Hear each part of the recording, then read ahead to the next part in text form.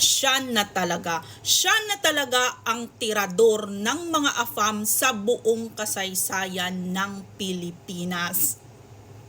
Siya po ay si Michelle aka Ana at na iba-ibang mga pangalan sa bawat AFAM, o di ba? So ngayon, ang dalawang AFAM ay nagreklamo sa Raffy Tulfo dahil nga gustong makuha ang milyones na binigay rito. So ngayon, ang kasabihan na two birds in one stone. So ngayon kay 15 sila. So ang tawag doon is 15 birds in one stone. Sorry ha. Pero it's a rare, 'di ba? Grabe, nakaya niya yung 15 na mga AFAM. Oh my God, grabe na talaga.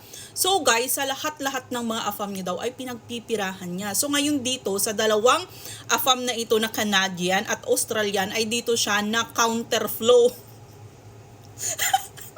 Talaga counterflow talaga.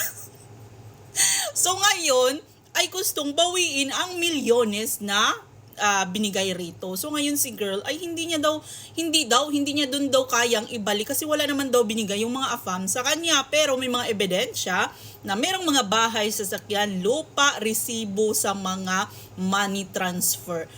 So guys, okay, wala na talagang makabreak ng record nating mga Pinay. Kita talaga ang the best AFAM girl. Diba? Grabe! Imaginein mo lumabas yung kanyang baho dahil nga ang sabi ng dalawang kano na ito ay 15 nga yung mga naging lalaki mo. O, di ba? Masakit talaga guys, no? Yung sumbatan ka ng ganyan na 15 ang mga naging lalaki mo tapos lahat pinipirahan mo. Kami lang dalawa ang nagreklamo.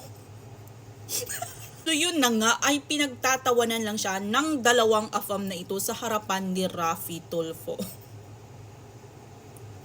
O mga Pinay, mga Pinay, wake up call sa lahat ng mga Pinay na mga tirador ng AFAM. Tigilan nyo na, okay? Kasi ang ending, kayo din mapahiya. Kasi ngayon ang mga AFAM, makatultol na sila kay Raffy Tulfo. Alam na nila yung Raffy Tulfo. Kaya mahilig na sila ngayong magpatulpo. Ang iba dyan, hindi lang yan gusto-gustong ibalik yung pera. Gusto niya lang sirain ang mukha mo sa social media para ipakita ka kasi nga pinatulpo ka. O diba? Kagaya nitong dalawa na ito, parang hindi man talagang halata na maningil ng pera, kundi tumatawa pa, parang sinasadya kasi may mga backup dancer sa likod, oh.